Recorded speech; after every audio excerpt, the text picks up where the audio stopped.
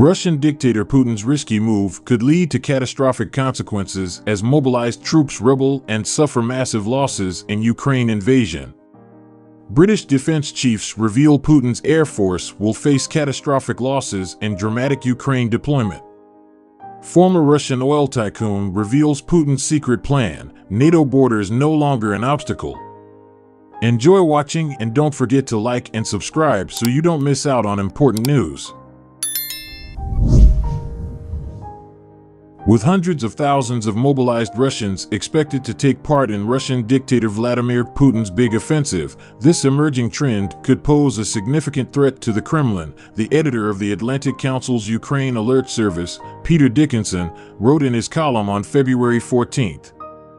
Dickinson said Russia's own experience in 1917 is a reminder of the unpredictable consequences that can follow when an army in wartime stops taking orders. He said that one of the key reasons behind the sharp recent rise in casualties is Russia's growing reliance on mobilized personnel with limited military training. Many mobilized Russians appear to be less than enthusiastic about their new role as the shock troops of Putin's faltering invasion, he said. If current casualty rates are any indication, the coming attack could result in unprecedented loss of life and spark a complete collapse in morale among Russia's already demoralized mobilized troops, Dickinson said. This would make life very difficult for the Russian army in Ukraine, which would find itself confronted by a breakdown in discipline that would severely limit its ability to stage offensive operations. Nor is there any guarantee that the problems would stop there. Dickinson said Putin is now desperate to demonstrate that his invasion is back on track and has reportedly amassed huge reserves for a new push to overwhelm Ukraine's defenses. This is a tried and tested Russian tactic, but it also carries considerable risks. Sending thousands of untrained men to fight against battle-hardened and highly motivated Ukrainian troops could result in the kind of carnage that breaks armies, the expert said. If that happens, the fallout would likely reverberate throughout Russia and destabilize the entire regime. Putin may then find that saving his invasion is the least of his worries. Ukrainian military intelligence spokesperson Andriy Yusov said on February 15th that Russian troops are currently suffering the biggest losses since the beginning of its full-scale invasion of Ukraine. Ukrainian intelligence has also reported that Russians have attacked Bakhmut and Volodar in Donetsk Oblast to delay the Ukrainian military's counteroffensive.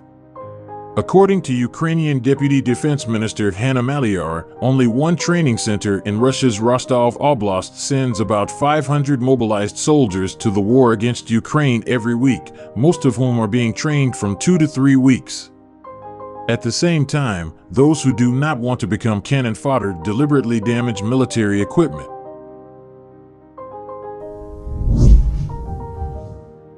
Vladimir Putin's Air Force will suffer unsustainable aircraft losses if he seeks to dramatically deploy more planes over Ukraine, British defense chiefs said on Thursday. They stressed that at the moment his fleet of combat jets are operating almost exclusively over Russian-held territory. Russian sorties are reported to have increased over the last week, but only to return to around the average daily rate seen since last summer. Putin's Air Force was said to be significantly underperforming because of the risk of being shot down if planes are deployed over Ukraine and having had to be dispersed due to the risk of Russian air bases being targeted in long-range attacks. In its latest intelligence update, the Ministry of Defense in London said the Russian Aerospace Forces, VKS, continue to deploy a similar number of aircraft in support of the Ukraine operation as they have for many months. Russian sortie rates have increased over the last week, following several weeks of quieter activity. Air activity is now roughly in line with the average daily rate seen since summer 2022.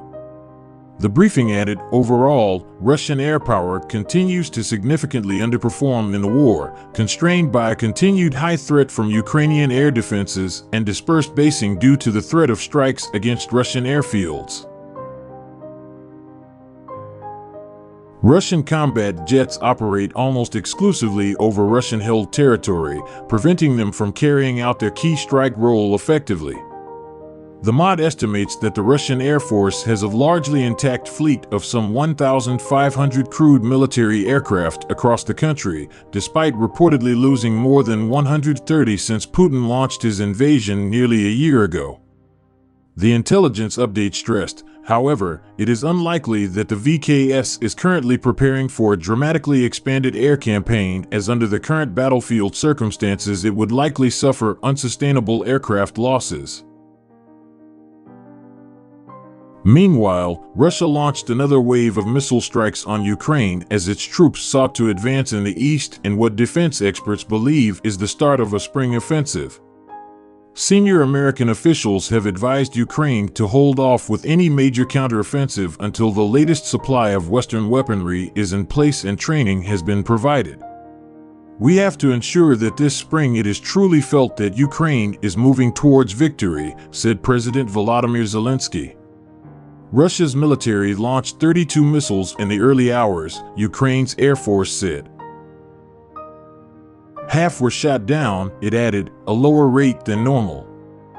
Among them, air defenses in the south downed 8 caliber missiles fired from a ship in the Black Sea, Ukrainian officials said. Other missiles struck northern and western Ukraine as well as the central regions of Dnipropetrovsk and Kirovohrad.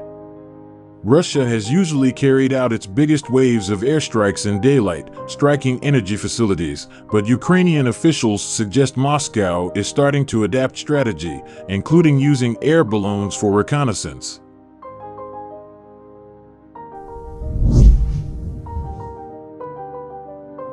Former Russian oil tycoon Mikhail Khodorkovsky, who served 10 years in prison on tax and fraud charges that many believe were politically motivated, spoke to France 24 from London, where he now lives in exile.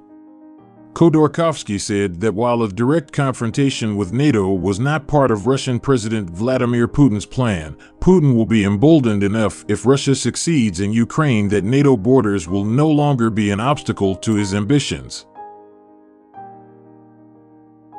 Khodorkovsky, once Russia's richest man and the founder of Open Russia, an alliance of progressive Russians, said Putin has no choice but to see the invasion of Ukraine through to the end to satisfy his political base of patriotic nationalists. "I am convinced that Putin cannot stop," he said. "With Western help, Kiev could crush Putin," Khodorkovsky said.